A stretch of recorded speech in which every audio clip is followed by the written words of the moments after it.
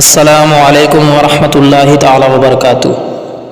محترم حضرات، نیت کی اہمیت کے حوالے سے بڑی مشہور حدیث پاک جس کے راوی حضرت عمر فاروق اعظم رضی اللہ تبارک و تعالی عنہ ہیں، حدیث کے الفاظ یہ ہیں: ان عمر بن خطاب قال سمعت رسول اللہ یقول الاعمال بالنیہ ولامرئ ما نوى فمن كانت ہجرته الى اللہ ورسولہ فہجرته الى اللہ ورسولہ ومن كانت ہجرته للدنیا یصیبها او امرأة یتزوجها فہجرته الى ما ہاجر الیہ۔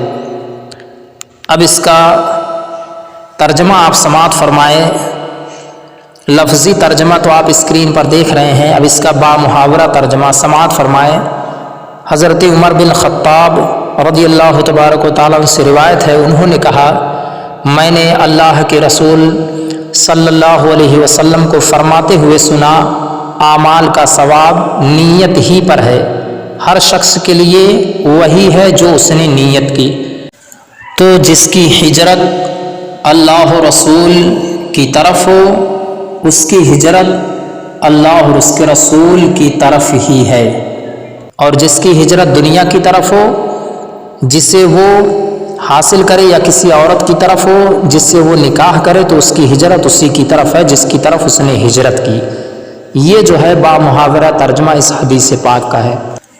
اب اس حدیث پاک کی وضاحت آپ سماعت فرمائیں۔ مصنفین حدیث عموماً اپنی کتاب کی ابتدا میں اس حدیث کو لا کر اس بات کی طرف اشارہ کرتے ہیں کہ تحصیل علم سے قبل نیت کی درستگی ضروری ہے۔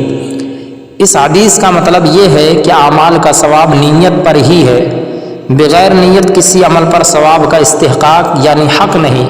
اعمال عمل کی جمع ہے، اور اس کا اطلاق اعضاء، زبان اور دل تینوں کے افعال پر ہوتا ہے، اور یہاں اعمال سے مراد اعمال صالح یعنی نیک اعمال ہے، اور مباح افعال ہے، اور نیت لغوی طور پر دل کے پختہ ارادے کو کہتے ہیں جیسا کہ آپ جانتے ہیں، اور شرعاً عبادت کے ارادے کو نیت کہا جاتا ہے۔ یاد رکھیے کہ عبادت کی دو قسمیں ہیں، ایک ہے مقصودہ، دوسرا ہے غیر مقصودہ۔